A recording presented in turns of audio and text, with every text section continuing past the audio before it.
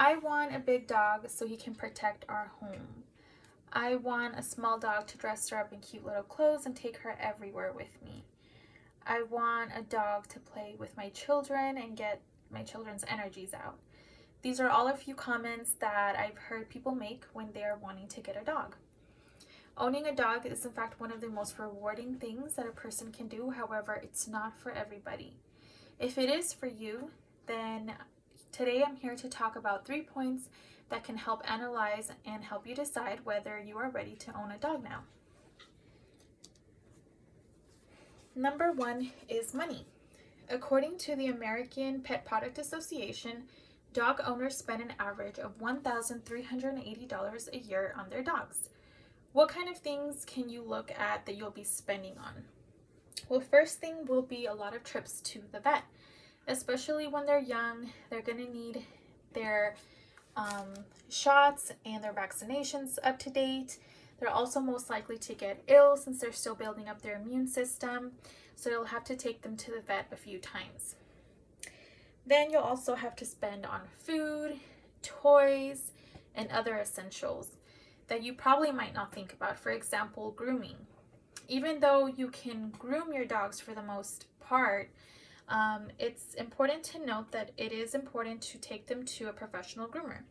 According to the Bridge Park Animal Hospital, they state that grooming is part of keeping your pet healthy.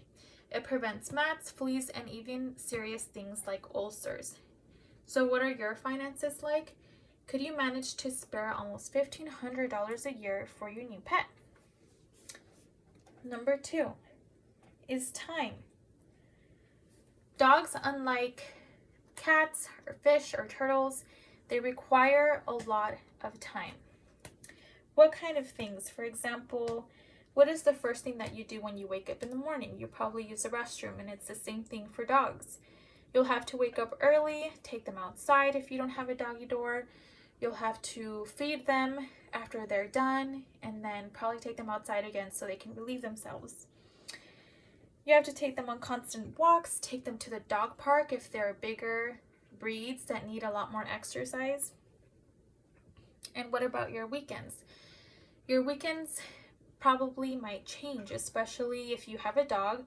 You might have to think twice before making plans.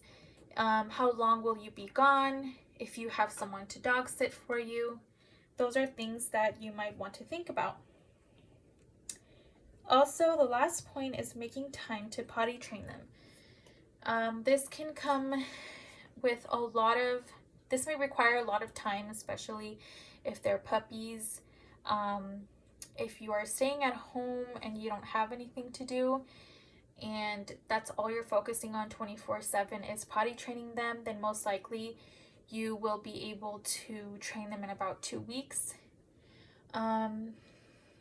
But according to Daily Puppy, it brought out an article stating that if you do have other things or responsibilities like a job or school, you can still train them, but it'll take up to from 6 months to a year to potty train them. So another thing, point number 3 would be the breed. Research a breed that goes with your lifestyle and personality. Choosing a breed can be very exciting, and you probably already have one in mind. However, an article from the American Kennel Club makes the point that not every breed will fit your lifestyle. Just like every person has a distinct personality, so does every breed. You want to make sure that you choose the correct one so that you can meet your dog's needs and they can meet yours. If you choose the wrong one, then it could lead to frustration, disappointment, and you might even give up your dog to the shelter or someone else. So what kind of things can you think about? For example, are you a sedentary person, meaning if you're just someone who likes to plop on the couch or just be at home sitting down, you probably will be a better fit for a smaller dog.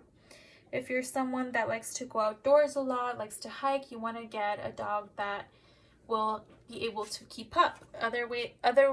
Otherwise, you'll probably, if you get a smaller dog, then you'll probably hurt the dog if you're taking him out for too much activity? Or are you barely home? If you're barely home, then you might want to reconsider getting a dog. Maybe you want to get a cat or even a fish. If there's anything that you should take away from this presentation, just remember that a happy dog equals a happy owner. Thank you.